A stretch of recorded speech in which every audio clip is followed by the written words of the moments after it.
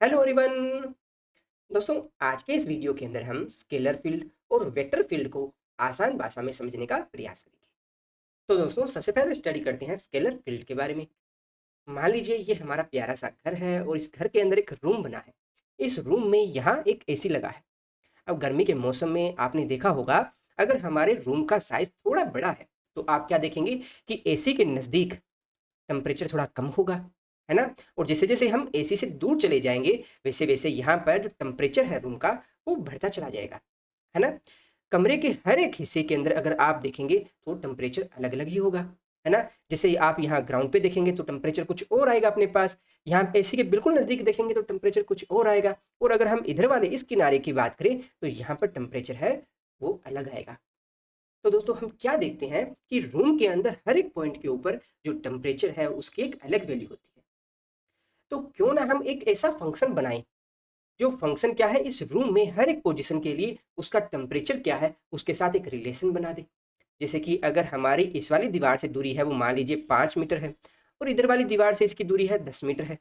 ठीक है, तो यहाँ पर इस पॉइंट के जो कोऑर्डिनेट्स है वो अपने पास में क्या आ जाएंगे, 5 10 आ जाएंगे। ठीक है, और इस कोऑर्डिनेट के ऊपर हमारा जो टेम्परेचर है वो कितना है, मान लेते हैं, देखिए एसी के नज़दीक है तो इसका टेम्परेचर मान लेते हैं 20 डिग्री सेंटीग्रेड है। इसी प्रकार से दोस्तों एक पॉइंट और लेते हैं जो कि कमरे के बीच में कहीं मौजूद है। तो यहाँ पर हमारे इसके कोऑर्डिनेट क्या है, तो आप कहेंगे भाई इस वाली दीवार से दूरी, इस वाली दीवार से कितनी दूरी है, मान लेते हैं दूरी अपनी 7 मीटर है। इस वाली दीवार से कितनी दूरी है, मान लेते हैं 3 मीटर है। और हाइट इसकी कितनी है, हाइट मान लीजिए इसकी, मान लीजिए 10 मीटर है। ठीक है, काफ़ी बड़ा रूम है। ठीक है, तो यहाँ पर इस पॉइंट के कोऑर्डिनेट कितने आएंगे, आप कहेंगे 7 3 एंड 10 आएंगे। अब इस पॉइंट के ऊपर इसका टेम्परेचर कितना है, तो देखिए एसी से काफ़ी दूर है तो यहाँ पर टेम्परेचर अपने मान लेते हैं जैसे 22 डिग्री सेंटीग्रेड है ना? तो आप क्या देख रहे हो कि हर एक कोऑर्डिनेट के ऊपर यहाँ पर एक अलग टेम्परेचर अपना यहाँ आ रहा है। तो दोस्तों, हमें एक ऐसा फंक्शन चाहिए जो कि रूम में मौजूद हर एक पॉइंट के लिए उसका जो स्पेसिफिक जो टेम्परेचर है उसकी वैल्यू बताता हो। तो इसी फंक्शन को हम बोलते हैं स्केलर पॉइंट फंक्शन। और दोस्तों, जिस रूम के अंदर हम ये सारी गणनाएं कर रहे हैं, तो उस क्षेत्र को, उस एरिया को हम क्या बोलते हैं, स्केलर फील्ड बोलते हैं। क्या बोलते हैं, स्केलर फील्ड। और दोस्तों, हमारा जो ये स्केलर फंक्शन है ये 3 डायमेंशन में भी हो सकता है एंड 2 डायमेंशन में भी हो सकता है। थोड़ा समझने में हमें आसानी हो इसलिए हम एक 2 डायमेंशनल स्केलर जो फंक्शन है उसको स्टडी करते हैं, ताकि आप इस स्केलर फील्ड को अच्छे से समझ पाओ। तो दोस्तों, मान लीजिए हमारे पास में 2 डायमेंशन के अंदर कोई एक स्केलर फील्ड फंक्शन है। इस फंक्शन में जब आप x और y की वैल्यू रखेंगे तो हमारे पास उस स्पेसिफिक पॉइंट के ऊपर इस रूम के अंदर टेम्परेचर कितना है उसकी वैल्यू आ जाएगी। तो हम इसे एक ग्राफ के द्वारा समझने का प्रयास करते हैं। तो दोस्तों, आप इस ग्राफ में देख सकते हो कि हमारे पास में यहाँ एक एक्स वाई प्लेन है।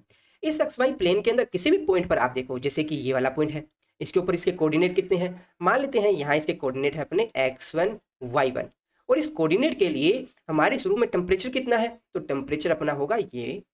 ठीक है, इसी प्रकार से हम देखें किसी दूसरे पॉइंट के लिए, तो मान लेते हैं कोई हमारे पास दूसरा पॉइंट है x2 y2। ठीक है, और इस x2 y2 के लिए हमारा इस रूम में टेम्परेचर कितना है, तो टेम्परेचर हमारा है ये वाला। दोस्तों, एक एग्जांपल और लेते हैं ताकि आप इस स्केलर फील्ड को और अच्छे से समझ पाओ। मान लीजिए हमारे पास में कोई एक ऑब्जेक्ट है। इस ऑब्जेक्ट के अंदर जो डेंसिटी है वो यूनिफॉर्मली डिस्ट्रीब्यूट नहीं है, यानी कि इस ऑब्जेक्ट के हर एक पॉइंट के ऊपर अलग अलग डेंसिटी है। तो मान लीजिए हमारे पास में कोई एक पॉइंट है x1 y1 z1, जिसके ऊपर इसकी जो मास डेंसिटी है वो मान लेते हैं ρ1 है। इसी प्रकार से कोई दूसरा पॉइंट है x2 y2 एंड z2, जिसके ऊपर इस ऑब्जेक्ट की जो डेंसिटी है वो अपनी है ρ2। तो दोस्तों, हम यहाँ क्या देखते हैं, इस ऑब्जेक्ट के हर एक पॉइंट के लिए जो मास डेंसिटी है उसकी अलग अलग वैल्यू है। तो हमें कोई एक ऐसा फंक्शन चाहिए जिस फंक्शन के अंदर अगर हम x y एंड z की वैल्यू रख दें तो उस पॉइंट के ऊपर जो स्पेसिफिक मास डेंसिटी कितनी है उसकी वैल्यू हमारे पास में आ जाए। और दोस्तों, हमारा जो ये फंक्शन है वो कुछ ऐसा होना चाहिए जो कि हर एक पॉइंट के साथ जो जुड़ी हुई जो मास डेंसिटी है उसकी वैल्यू को डिस्क्राइब करता हो, उसको बताता हो। तो ऐसे फंक्शन को हम क्या बोलते हैं, स्केलर पॉइंट फंक्शन बोलते हैं। और दोस्तों, जिस फील्ड के अंदर हमारा जो ये फंक्शन है वो वर्क कर रहा है, तो इस फील्ड को हम क्या बोलते हैं, स्केलर फील्ड बोलते हैं।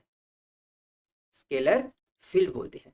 तो देखा जाए तो हमारा जो स्केलर फील्ड और जो स्केलर पॉइंट फंक्शन है वो एक ही चीज है, एक ही चीज को ये दिखा रहे हैं। हमारा जो स्केलर फील्ड है वो भी हर एक पॉइंट के साथ जो जुड़ी हुई इसकी जो मास डेंसिटी है उसको डिनोट करता है। बस दोनों में बेसिक फर्क इतना है कि हमारा जो स्केलर फील्ड है वो आपको थ्योरी के रूप में दिखा रहा है, जबकि हमारा जो स्केलर पॉइंट फंक्शन है वो आपको एक फंक्शन के फॉर्म में दिखा रहा है। दोस्तों एक चीज और ध्यान दीजिएगा, इस स्केलर फील्ड के अंदर हम सिर्फ मैग्नीट्यूड की बात करते हैं, यानी कि हमारा जो रूम है, रूम के किस हिस्से के अंदर यानी किस पॉइंट के ऊपर हमारा जो टेम्परेचर है वो 27 डिग्री सेंटीग्रेड है, किस हिस्से के अंदर जो टेम्परेचर है वो 22 डिग्री सेंटीग्रेड है, यानी कि उस स्पेसिफिक पॉइंट के ऊपर कितना टेम्परेचर है, उसका मैग्नीट्यूड कितना है, हम सिर्फ उसकी ही बात करते हैं। तो हमेशा याद रखिएगा, हमारा जो स्केलर फील्ड है यानी कि जो स्केलर पॉइंट फंक्शन है वो किसी स्केलर क्वांटिटी को परिभाषित करने के लिए ही हम लगाएंगे, जैसे कि अपना टेम्परेचर हुआ, हमारा जो मास डेंसिटी हुआ। ठीक है, आई होप आपको क्लियर हो गया होगा। ठीक है दोस्तों, तो अब इसके बाद में हम स्टडी करते हैं वेक्टर फील्ड के बारे में। तो दोस्तों हमने अपने प्रीवियस क्लासेज में स्टडी किया है कि कोई भी एक चार्ज होता है, आवेश होता है, वो अपने चारों तरफ एक क्षेत्र बनाता है, एक फील्ड बनाता है, जिसे हम क्या बोलते हैं, इलेक्ट्रिक फील्ड बोलते हैं। क्या बोलते हैं, इलेक्ट्रिक फील्ड। और इस इलेक्ट्रिक फील्ड की क्या खास बात होती है, इस इलेक्ट्रिक फील्ड के अंदर कोई दूसरा आवेश आता है तो उसके ऊपर आकर्षण का या प्रतिकर्षण का एक बल लगता है। तो इसे हम पहले भी पढ़ चुके हैं। इसके बाद में आए माइकल फेराडे। उन्होंने क्या कहा कि भाई आप जो ये फील्ड ले रहे हो, इसको आप इस तरह से ना दिखाकर इसे हम वेक्टर फॉर्म में दिखा सकते हैं। तो माइकल फेराडे ने हमें सबसे पहले बताया कि आप इलेक्ट्रिक फील्ड को इलेक्ट्रिक फील्ड लाइन की फॉर्म में दिखा सकते हो। तो दोस्तों यहाँ पर हमारे पास में जो एरो है, इस एरो की जो लंबाई है वो हमें क्या बताती है, हमारे इस फील्ड का मैग्नीट्यूड बता रही है। जबकि यहाँ पर इस एरो की जो डायरेक्शन है वो हमें इस इलेक्ट्रिक फील्ड की डायरेक्शन को बता रही है। तो यहाँ हमें एक ऐसा फंक्शन चाहिए जो फंक्शन हमें बता सके कि हर एक पॉइंट के ऊपर हमारा जो लगने वाला जो इलेक्ट्रिक फील्ड है उसकी मैग्नीट्यूड और डायरेक्शन क्या है, यानी कि इस हर एक पॉइंट के ऊपर अपना जो इलेक्ट्रिक फील्ड है उसकी इंटेंसिटी क्या है उसके बारे में हमें जानकारी मिल सके। तो हमारे पास में ऐसा फंक्शन है ई वेक्टर इक्वल्स टू के क्यू अपॉन आर स्क्वायर, और यहाँ इसकी डायरेक्शन किस डायरेक्शन में है, आर कैप की डायरेक्शन में है। तो इस पॉइंट के लिए देखिए, हमारी जो दूरी है इस प्लस क्यू आवे से वो कितनी है, R1 है। इसकी डायरेक्शन कौन सी है, ये इस तरफ है। तो आप क्या कहेंगे कि इस पॉइंट पर हमारा जो इलेक्ट्रिक फील्ड है वो किसके बराबर होगा, E1 के बराबर होगा। इसी प्रकार से आप कोई दूसरा पॉइंट ले लीजिए। तो इस पॉइंट के लिए क्या होगा, मान लेते हैं इस Q2 आगे से इसकी दूरी कितनी है, R2 है। तो इस पॉइंट के लिए हमारा जो इलेक्ट्रिक फील्ड है उसकी वैल्यू किसके बराबर आएगी, आप कहेंगे E2 वेक्टर के बराबर आएगी। यानी कि इस फील्ड के अंदर हर एक पॉइंट के ऊपर हमारा जो इलेक्ट्रिक फील्ड है उसकी वैल्यू अलग अलग है ना। और इसको हम डिस्क्राइब किसके द्वारा कर रहे हैं, एक फंक्शन के द्वारा कर रहे हैं। तो दोस्तों जो फंक्शन इस पूरे इलेक्ट्रिक फील्ड को डिस्क्राइब कर रहा है उस फंक्शन को हम क्या बोलते हैं, इसे हम बोलते हैं वेक्टर पॉइंट फंक्शन। ठीक है, और दोस्तों हमारा जो ये पूरा फील्ड है जिसके अंदर हम इस फंक्शन को रन कर रहे हैं, उसको हम परिभाषित कर रहे हैं, तो इस पूरे फील्ड को हम क्या बोलते हैं, वेक्टर फील्ड बोलते हैं। क्या बोलते हैं, वेक्टर फील्ड बोलते हैं।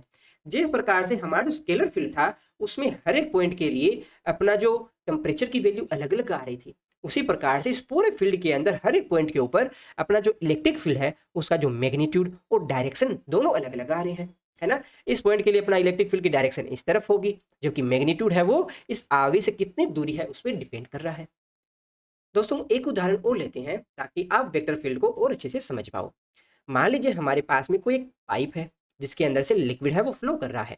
आप क्या देखेंगे कि इस पाइप के हर एक पॉइंट के लिए अपना जो लिक्विड है उसकी वेलोसिटी है वो अलग अलग होगी। हमारा जो पॉइंट ए है उसके ऊपर इसकी वेलोसिटी अपनी मान लेते हैं v1 है। अब यहाँ पर पॉइंट बी पर जाएंगे तो यहाँ पर ऊपर से कुछ और पानी आकर इसमें ऐड हो रहा है, तो उसकी वजह से भी कुछ वेलोसिटी बढ़ेगी, है ना। तो यहाँ पर इसकी वेलोसिटी कितनी है, v2 है। अब जैसे ही इस पॉइंट सी के ऊपर जाएंगे तो यहाँ से भी कुछ लिक्विड आ रहा है, और हमारा जो ये पाइप है उसका यहाँ से एरिया है वो भी हर जगह बदल रहा है। तो इस कारण से आप क्या कहेंगे कि हमारा जो पॉइंट सी है उसके ऊपर भी वेलोसिटी अलग होगी। तो इस पाइप के हर एक पॉइंट के लिए वेलोसिटी यहाँ है वो अपनी अलग अलग होने वाली है ना। तो हमें कोई एक ऐसा फंक्शन चाहिए जो फंक्शन के अंदर अगर हम एक्स वाई एंड जेड की वैल्यू रख दें, यानी कि जिस पॉइंट के लिए हमें लिक्विड की वेलोसिटी फाइंड करनी है उस पॉइंट की अगर वैल्यू रख दें तो हमारे पास उस पॉइंट के ऊपर लिक्विड की वेलोसिटी क्या है उसकी वैल्यू आ जाए। तो दोस्तों ऐसा कोई भी फंक्शन जो उस स्पेसिफिक पॉइंट पर हमारा जो लिक्विड है उसकी वेलोसिटी के बारे में हमें जानकारी दे दे तो उसे हम क्या बोलेंगे, वेक्टर पॉइंट फंक्शन बोलेंगे, क्योंकि हर एक पॉइंट के ऊपर हमें लिक्विड की क्या वेलोसिटी है उसके बारे में जानकारी चाहिए। इसी कारण से पॉइंट फंक्शन कहते हैं, पॉइंट फंक्शन, और साथ में डायरेक्शन भी दे रहा है, इसी कारण से वेक्टर पॉइंट फंक्शन बोलते हैं। ठीक है, और ये जो सारा फील्ड जिसके अंदर हम इस पॉइंट फंक्शन को अप्लाई कर रहे हैं उस फील्ड को आप क्या कहेंगे, वेक्टर फील्ड कहेंगे। क्या कहेंगे, वेक्टर फील्ड कहेंगे। तो दोस्तों आई होप आपको अच्छे से समझ आ गया होगा कि हमारा जो स्केलर फील्ड और वेक्टर फील्ड क्या होता है। फिर भी किसी स्टूडेंट को कोई डाउट रह जाता है तो आप कमेंट बॉक्स में जाकर पूछ सकते हो। कभी कोई और वीडियो बनाकर हम इसको फिर से डिस्कस करेंगे। वीडियो में लास्ट तक बने रहने के लिए आप सबका धन्यवाद। Thank you.